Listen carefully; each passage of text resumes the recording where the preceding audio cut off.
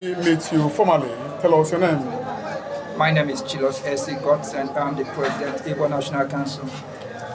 Okay, today you held a very successful annual conference or summit, Igbo Nation. What's the aim of this program? Okay, this is our annual program. The Igbo Nation Political Summit is a yearly event, and it is targeted to actively mobilize the members of the Igbo Nation and raise our political consciousness and participation in the Nigerian state. And again, in this era, this year we tactically choose reintegration and building alliance of Igbo communities in Nigeria, challenges and prospects, because we understand that there are Igbo communities in Edo State, there are Igbo communities in Kogi State, there are Igbo communities in Benue, in Akwa Ibom, Cross River State, Rivers and Delta, aside from the Southeast states. And Igbo nation states are comprising up to 14 states in the Nigerian Federation, and we think that because we were scattered, we have not been properly coordinating our affairs, we have not been able to form synergy, and we think it is the duty and the responsibility of INC to take up these tasks and challenges to see how we can bring all members of the Igbo nation, irrespective of their states, together so we can operate and work for the progress of the Igbo nation in unity and in solidarity. Okay, so what is the necessity and theory of this unity? What do you want this unity for? Basically, when you go around the whole world now, people are forming alliances, people are forming synergies, even in the United States, even in Europe, and that is why you have to see the European Union. And here we have seen the collapse of the ECOWAS and the African Union, but within the nationality of the ethnic groups that make up all the countries in the West Africa, we've seen a certain disintegration. So because we lack a national ideology, we lack ethnic ideology. So we think if we come together, we can have a strong political coordination and we can have a strong economic platform to be able to operate and realize the struggle for self-determination, the struggle for self-preservation, and the struggle for self-sustenance of the Igbo nation. Since we have realized that this is not necessarily achievable, per se. It is achievable. It is achievable.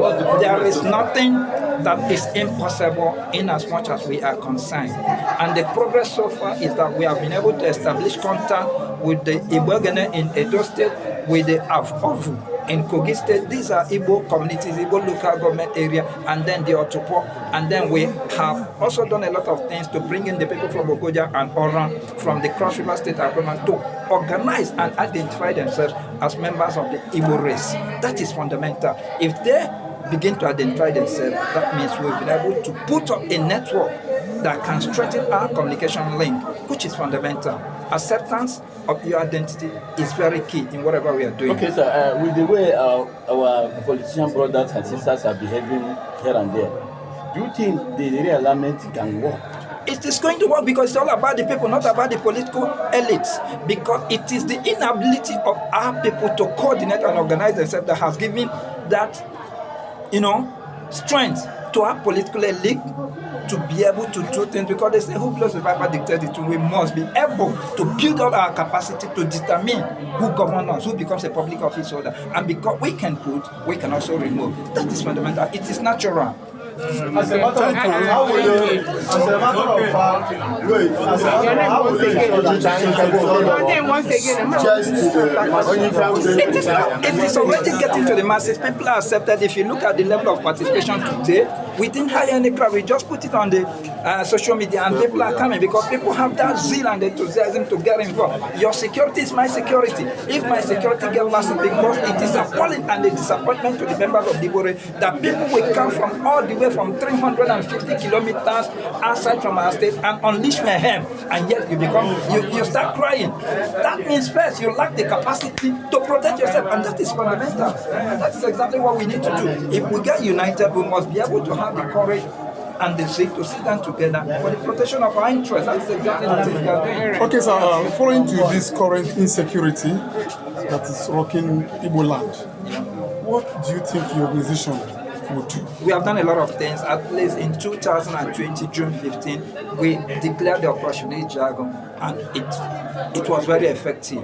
If you go Google it, you will understand. We declared the operational jargon, which was going to ensure the self-preservation of the Igbo nation. And I'm sure communities are already working actively to coordinate.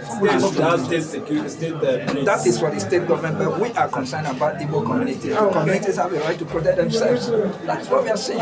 When you talk about state, it becomes political, it becomes partisan. Yes. Well, we are talking that the community people have a right to protect themselves. It was like that during the olden days. So we need to reenact that passion and coordination in our various communities. That's exactly what we are saying. Finally, the next political summit, is it in preparation for 2027? No, this is going to be the 5th one, so it's not in preparation. We are not partisan, but we are going to train out